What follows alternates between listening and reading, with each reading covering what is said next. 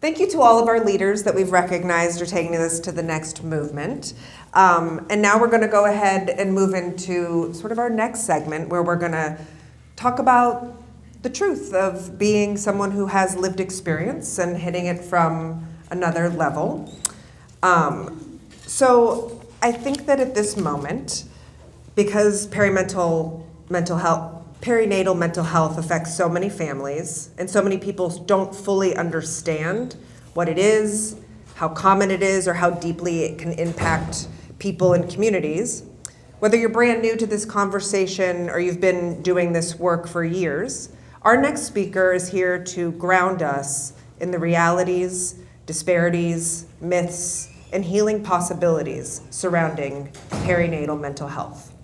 Dr. Anna King is a licensed psychotherapist, director of perinatal mental health at Diversity Uplifts, member of the California Perinatal Wellness Alliance, and a powerful voice for maternal mental health.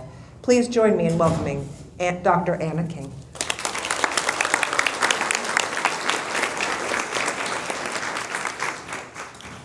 Get adjusted here.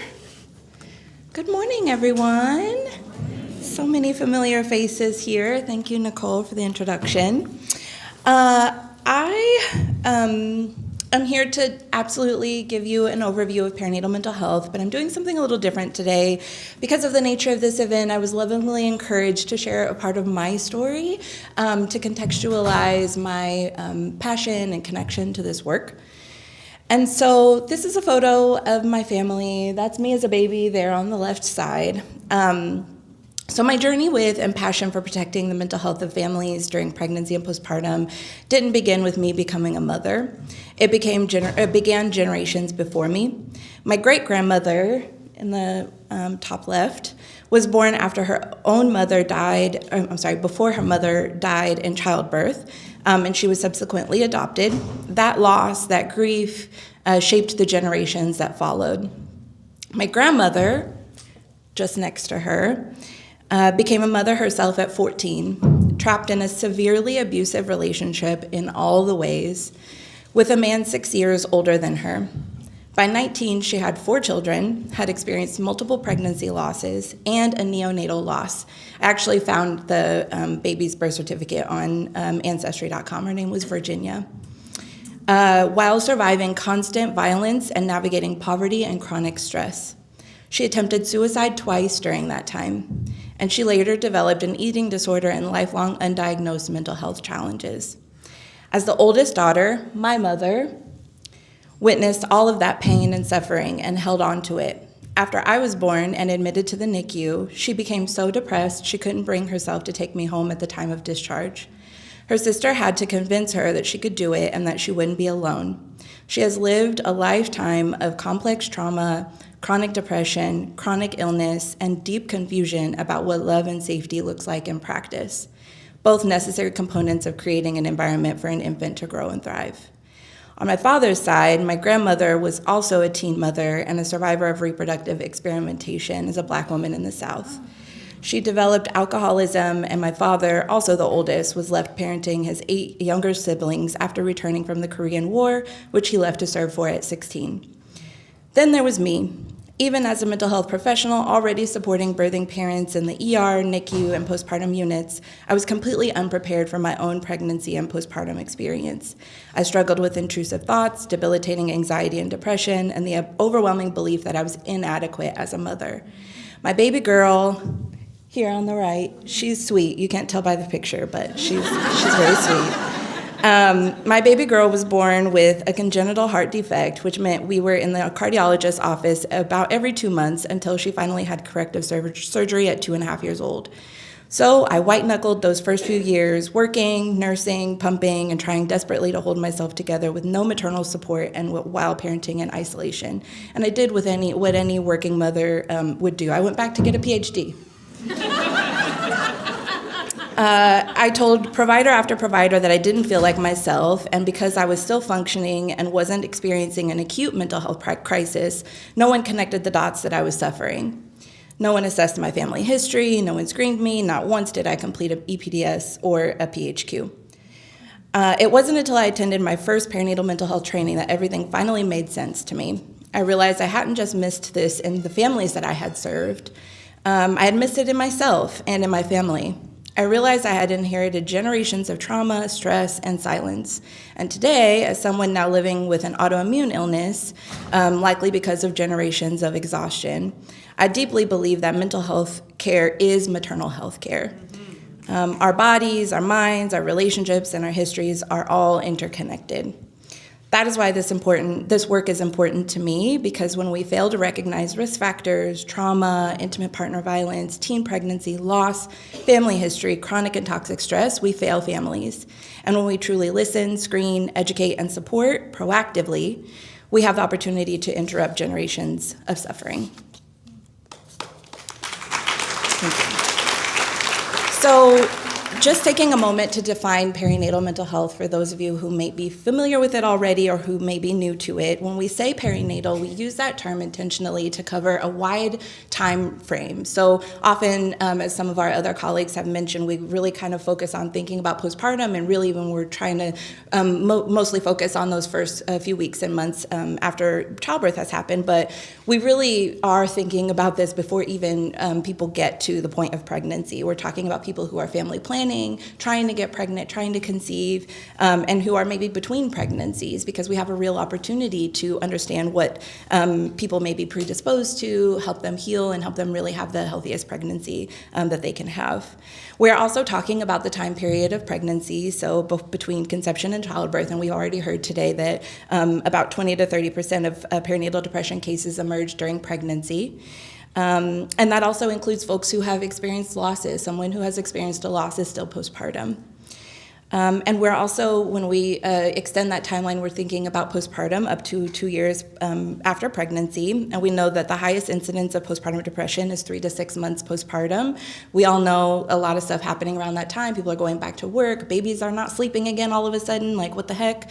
And then we also know that the incidence of perinatal suicide is actually most likely to occur 6 to 12 months postpartum. And oftentimes folks are already discharged from care. So we really are thinking about this full spectrum and range, and really thinking about the whole family.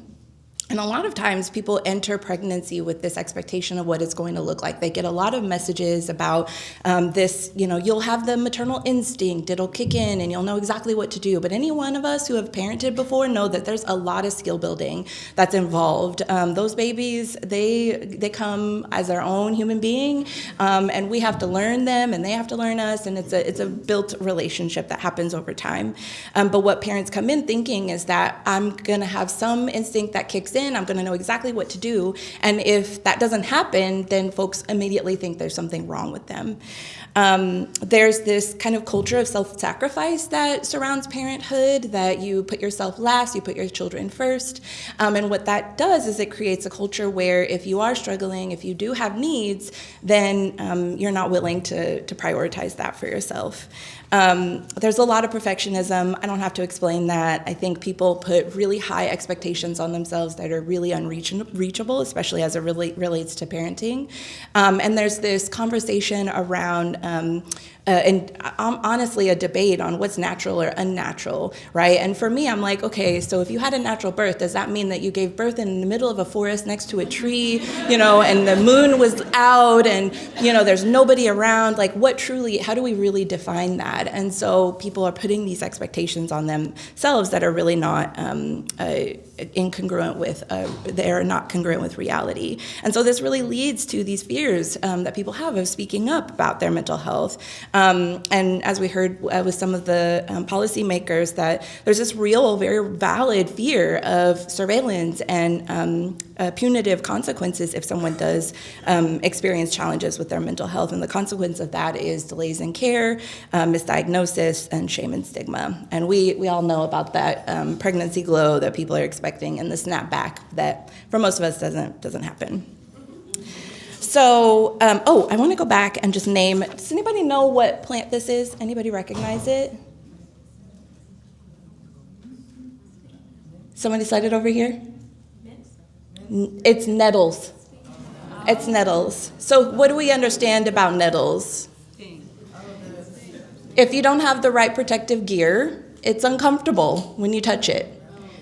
But if you have the right protective gear, you can access the benefits, the nurturing, healing benefits. And I find it to be a really beautiful metaphor and symbol. I find a lot of symbolism in nature, and you'll see some more in this presentation, but I find it to be a really beautiful symbol of something can feel uncomfortable, but if you have the right supports, you can access the healing benefits. And I hear that actually it's can be useful during pregnancy and postpartum, just saying. I'm not an herbalist, but...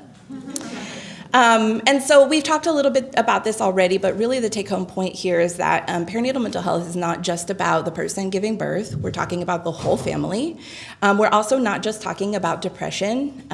These are some of the kind of statistics here. I won't go through the whole thing, but we're not just talking about someone who's sitting in front of you who's debilitatingly depressed. Oftentimes we're going to encounter someone who may be extremely anxious and maybe not able to verbalize that to you, and it presents in other ways because of the disparities and barriers to people not speaking up or getting the care that they need in a timely manner. Oftentimes people also experience that somatically, meaning they will be talking about things happening in their body, stomach ache, heart palpitations, things like that, and really it's an underlying mental health challenge that has gone unnoticed. And so a recent study, the MIHA study, found that in California, we actually are now in a spot where about 1 in 3 people will experience perinatal depression and anxiety, and that number is really, really high, and it makes it so that when you're working with pregnant people, it's pretty likely that you're going to encounter someone who is struggling with their mental health.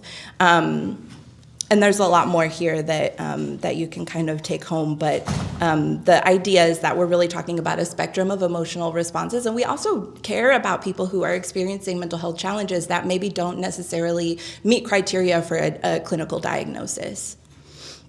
And so some of the contributing risk factors, we've heard some of them this morning, personal and family history, social determinants of health. And so the work that many of us are doing around making sure that families have their basic needs met, that is mental health care. And even the work that we're doing around birth equity and ensuring that providers understand how to track and check their biases at the door and reduce the experiences of discrimination and racism, that is mental health care. Isolation is a huge risk factor, the presence or history of trauma or violence, disruptions in sleep, physiological issues. So you see here that there are really a kind of a wide range in different areas that can really create conditions for someone to struggle with their mental health.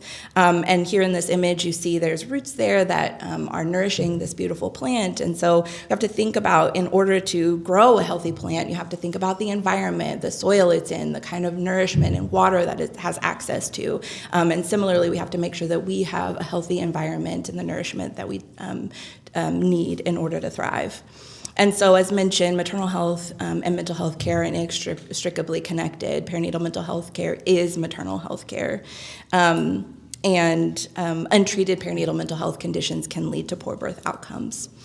But there's a lot that we can do. There are a lot of protective factors. As we were thinking about the metaphor of nettles, if you have the right protective gear, you have the right supports, then you can really access the healing that you deserve. And so to begin really ensuring access to healthcare, and that includes therapy. And I just have to say that therapy isn't for everybody. It's not always even the first or best choice for a lot of people. Really just making sure they have their basic needs met goes a long way.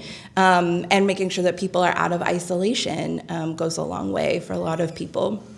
Protecting rest and restoration, and we say rest over sleep because sometimes for some people, if you tell them just go get some sleep, that creates more anxiety because they're already having anxiety that's keeping them from sleeping. And so, finding opportunities to take care of the people that we know are in their really tender, vulnerable period in recovery, and making sure that they are able to prioritize that and ask for help.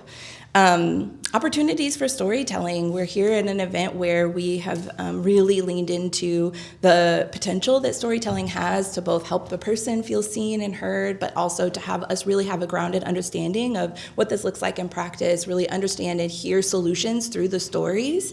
And so that can really be a really healing, protective factor. And there's research that shows that when folks are able to tell their birth story within the first few days after birth, it significantly reduces the risk of birth trauma. And so storytelling has a really healing, supportive support to it. And then building village supports. And really what that means is making sure that not only do people have someone to talk to, but that this is not just in the first few weeks of recovery that we're coming in and providing meal support, but that support continues beyond just those first few weeks of recovery. And making sure that we create a smooth system of care that anytime folks are ready to get the support, that they're welcomed with warm, open arms. And so ultimately, the take-home point here is that healing happens in community.